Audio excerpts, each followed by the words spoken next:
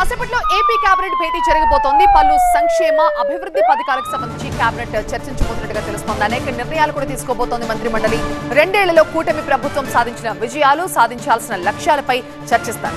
High court భవనాల దగ్గర 547 కోట్ల రూపాయలతో చేపట్టే మౌలిక సదుపాయాల కల్పనకి ఆమోదం తెలుపుతారు. సిఆర్టీఏ బిల్డింగ్ ట్రిబ్యునల్ ఏర్పాటుకి గ్రీన్ సిగ్నల్ ఇవ్వబోతోంది మంత్రి మండలి. 9 జిల్లాల పరిధిలో అమరావతి ఎకనామిక్ రీజియన్ RAFP ఏర్పాటుకు కూడా ఆమోదం తెలుపనుంది. సిఆర్టీఏకి సొంతంగా అగ్నిమాపక విభాగం ఏర్పాటుకి ఆమోదం తెలుపుతారు.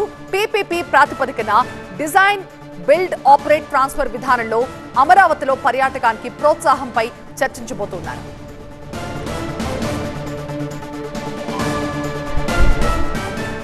ఏపీ కేబినెట్ భేటీకి సంబంధించి మరింత సమాచారం మా అసోసియేట్ ఎడిటర్ ఈశ్వర్ మనకి లైవ్ లో వివరిస్తారు. ఈశ్వర్, ఎగ్జాక్ట్లీ అనేక బయట రాజకీయ వివాదాలు ఉన్నాయి. డిఎస్సికి సంబంధించి కావచ్చు, లేకపోతే రాజధాని రైతులకు సంబంధించిన అంశాలు కావచ్చు, వాటన్నిటికీ భిన్నంగా వాటితో పాటు అవి పొలిటికల్ ఈక్వేషన్స్ ఒకవైపు జరుగుతుంటే మరొకవైపు రాష్ట్రంలో అభివృద్ధి పనులకి ఇవేమీ ఆటంకం కాదంటూ పెద్ద ఎత్తున అభివృద్ధికి సంబంధించినవి, సంక్షేమానికి సంబంధించిన ప్రాజెక్టులతో పాటు కొన్ని అడ్మినిస్ట్రేటివ్ రిఫార్మ్స్కి సంబంధించిన కీలకమైన అంశాలపైన ఈరోజు కేబినెట్ చర్చించబోతోంది.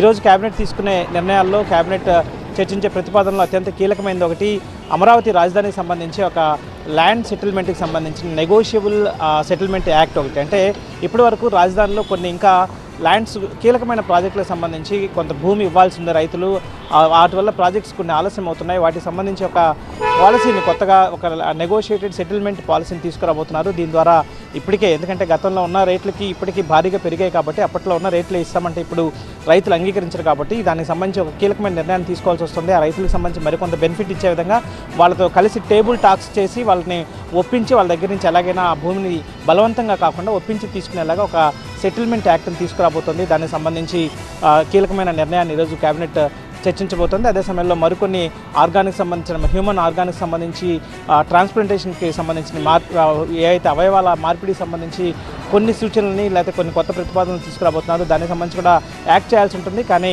ఒక చట్టం చేయడానికి ప్రస్తుతం అసెంబ్లీ లేదు కాబట్టి దానికి సంబంధించిన ఆర్డినెన్స్ని ఈరోజు ఒకటి తీసుకురాబోతుంది. మిగతా ప్రాజెక్ట్స్కి సంబంధించి, టూరిజంకి సంబంధించి కావచ్చు, లేకపోతే ఇన్ఫ్రాస్ట్రక్చర్ ప్రాజెక్టులకు సంబంధించి చాలా కీలకమైన నిర్ణయాలు తీసుకోబోతుంది. హైకోర్టుకి సంబంధించి హైకోర్టుకి ఎక్స్టర్నల్ డెకరేషన్స్కి సంబంధించి కావచ్చు, ఎక్స్టర్నల్ ఎక్విప్మెంట్స్కి సంబంధించి దాదాపుగా 549 కోట్ల రూపాయల అనుమతిస్తూ ఈరోజు కేబినెట్ నిర్ణయం తీసుకోబోతుంది. అలాగే బీచ్ కొన్ని ఎక్సైజ్ పాలసీని కూడా సవరించబోతుంది. కొన్ని బీచ్ల్లో, ఉదాహరణకి వైజాగ్ సంబంధించి కావచ్చు, లేకపోతే చీరాల లాంటి బీచ్లని భారీ ఎత్తున డెవలప్ చేయాలి. ఇంటర్నేషనల్ టూరిస్టులను ఆకట్టుకోవాలంటే అక్కడ కొన్ని ప్రత్యేక సడలింపులు ఇవ్వాల్సిన అవసరం ఉంటుంది కాబట్టి ఎక్సైజ్ పాలసీ కొన్ని సడలింపులు ఇచ్చే దానిపైన కూడా కేబినెట్ ఈరోజు చర్చించబోతుంది. సో చాలా కీలకమైన అంశాలకు సంబంధించి ఒకవైపు అమరావతి రాజధానికి సంబంధించి అనేక కీలకమైన నిర్ణయాలు, మరొకవైపు టూరిజానికి సంబంధించి, మరొకవైపు అడ్మినిస్ట్రేటివ్ రిఫార్మ్స్కి సంబంధించి, చివరిగా ఇన్ఫ్రాస్ట్రక్చర్ని భారీగా డెవలప్ చేసేందుకు రాష్ట్రంలో కొన్ని కీలకమైన ప్రాజెక్టులకు ఈరోజు కేబినెట్ ఆమోదం తెలబోతోంది. ఇట్లాంటి దాదాపు 25కి పైగా అంశాలపైన కేబినెట్ చర్చించబోతోంది.